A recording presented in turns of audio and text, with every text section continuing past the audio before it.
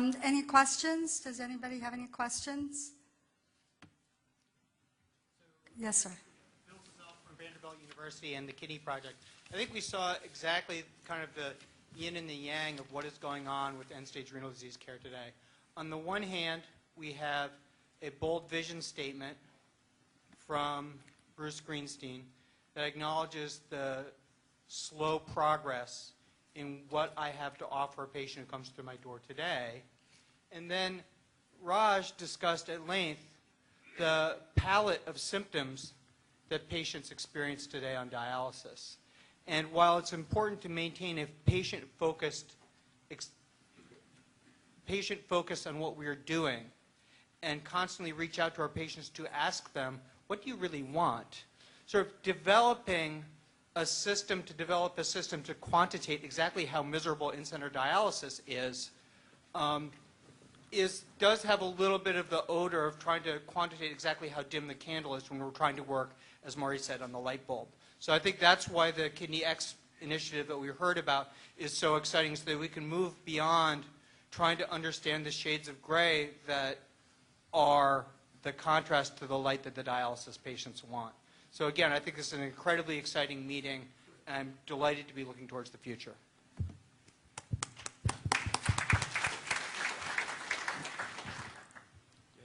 A question sort of directed at Dr. Sheldon. I'm Jeff Lawson, vascular surgeon from Duke University and chief medical officer from a tissue engineering company called Humacyte. And I admire the Kidney X initiative and the ambition, the bold ambition to make a kidney. I think it's awesome. You know, we've been trying to make a blood vessel, really kind of simple organ, you'd say, for about 20 years now. And we're close. We're close. You know, but when you think about the ambition you're talking about, I challenge the resources or the stomach that it's going to take to do this. You know, it's taken us about 20 years. We did first-in-man implants in 2012. We've got about 300 patients we've treated with blood vessels now, and we're still at least 2 years from being clinically approved. It'll be about $300 million of investment for a blood vessel. And you got to have the stomach for the resources, the risk, and the regulation involved. And I would challenge you to really think hard, not you, just you, but I mean the group here. If we're going to do this, it will take a Manhattan Project. It'll take people leaving their conventional academic careers, because you can't work all day generating RVUs and invent something like this at night. It'll take people co-locating into some place in a desert somewhere where we take 200 brilliant people and give them $1 billion. And I think you could do it. But this isn't a couple of R01s kind of clicking out there and people hoping they're going to keep their lab funded. It's a very bold initiative, and I would challenge us all to really admit that. So thank you. Hi. First, I just want to say I'm so excited to be here. My name is Vanessa Evans. I am a dialysis patient. I've been on dialysis 20 years, so it's a long time. So you can only imagine how exciting all of this is. I should also disclose that I do work for NextStage.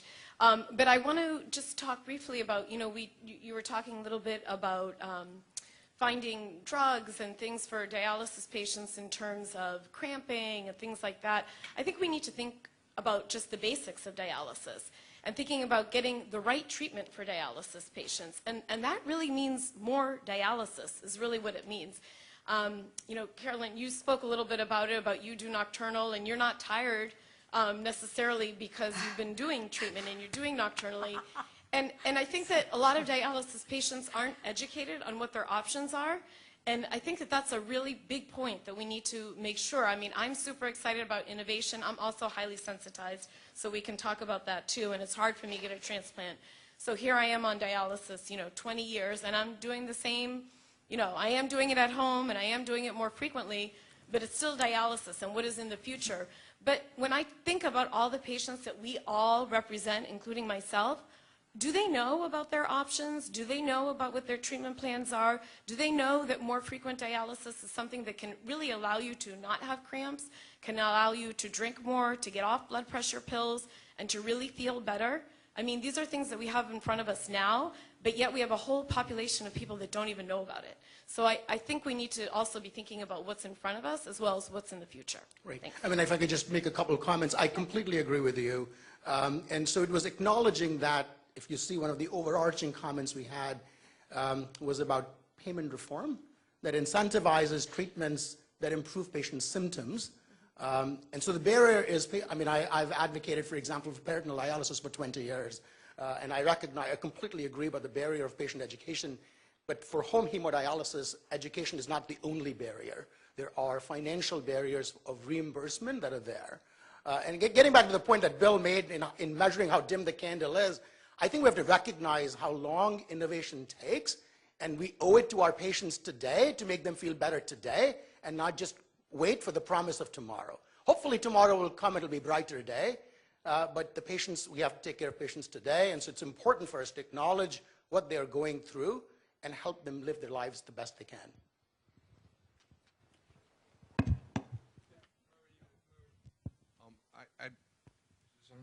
I'd actually like to respond to the prior question from, yes, absolutely. There's no question that you're absolutely correct. That's exactly what it's going to take. But the question really is, do we have the stomach for it? I, for one, say yes, but I don't say it for me. I say it for Caleb. Because if we don't, what do we have left, really? Right now, life on dialysis isn't great. The mortality rate for patients on dialysis is extremely high, worse than most cancers, and yet we don't have the urgency to make something different happen now. Yes, it will take $1 billion. I'm certain of it.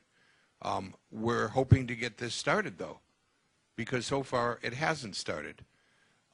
We've made a few inroads in certain areas. We believe that there's certain aspects of technology, as Joe has mentioned and as Dr. Roy has mentioned, with different approaches. But we have, you know, the patient council, Paul, is working daily with the American Society of Nephrology and with the government resources to make this a high priority, to make it a Manhattan Project. Why shouldn't it be? I would say I completely agree. Completely agree. But it will take that kind of courage, that kind of bold ambition. But if we're spending $35 billion a year paying for this disease, you think investing $1 billion and empowering some people to really work together isn't really that expensive? Thank you. Okay. The two Can I people chime in over really here is a quickly? question, and that gentleman. Yes. Can- Can I chime in really quickly just on that?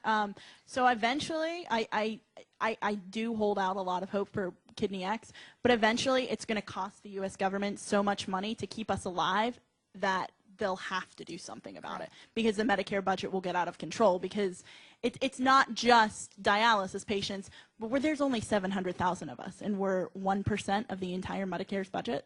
That's kind of ridiculous. And we also need to possibly look at other countries as well, because I'm not knocking the delivery of dialysis in this country, but if we look at other countries, in other developed countries, we have the worst outcomes, and yet we keep doing the same thing over and over and over again. Kevin? Kevin, huh? Can you hear me okay? All right, good. Kevin Fowler from the Kidney Health Initiative. So I just wanted to comment upon the presentation, Raj, you gave and Carolyn. So just some perspective. So I think about the people out there. There are so many people, 600,000, 700,000, that need to have this issue addressed. So in the short term, this is long overdue. I would just ask you to consider, though, my mom died on dialysis in 1986. These issues we're talking about right now, we still don't have a handle on. I'd just like everyone to think about that for a second before we get too full of ourselves. And then the other part of this, too, this is for all the patients right here, is that this responsibility falls upon the patient community to put the foot on the accelerator and don't let up, right? The comments were made earlier, the role of the patients is a sense of urgency, the focus. That's our responsibility, And our responsibility is elevating expectations and elevating risk management. Right? So I just want to keep this in context. 32 years ago, I saw my mom deal with this. We're still talking about it. And I'm applauding what you're doing, but let's just don't get sight of we got to really accelerate things. No pun intended. Just a couple more questions. Go ahead. First Yes, of sir. all, a compliment. You should write president's speech. You should be president.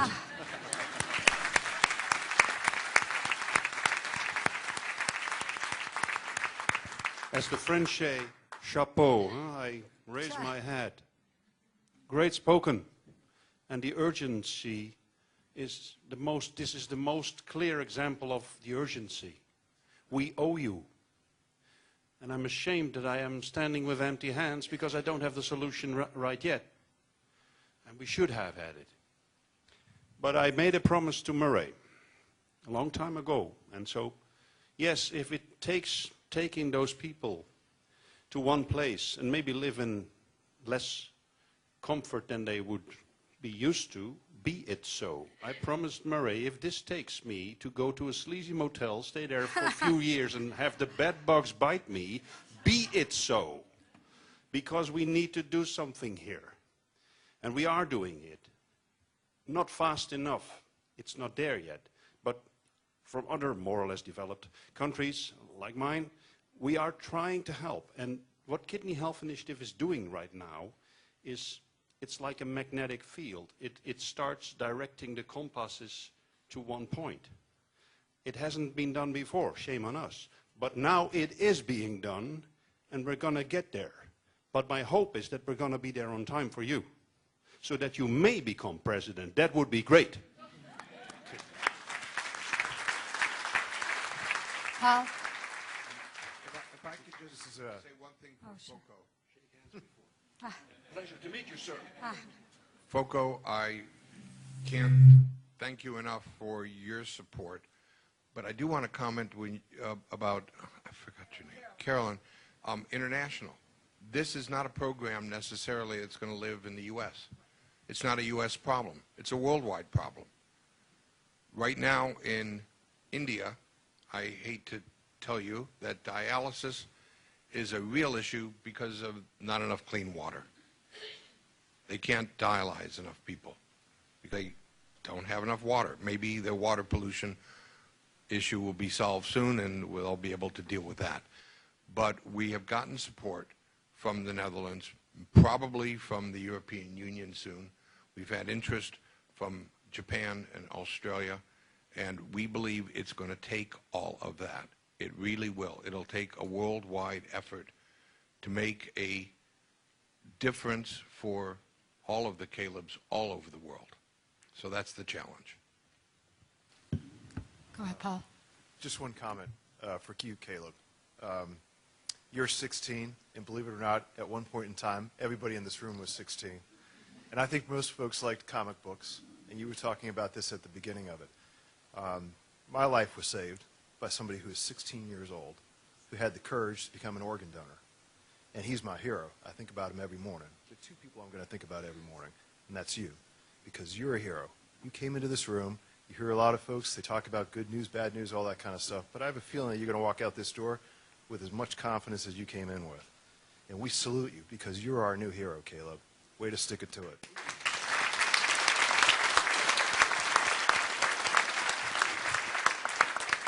That's a tough act Yes, to sir. follow. I'm Neil Chigedny, and I'm with Home Dialyzers United, and I'm here to say that we want the game changers. We want the light bulb.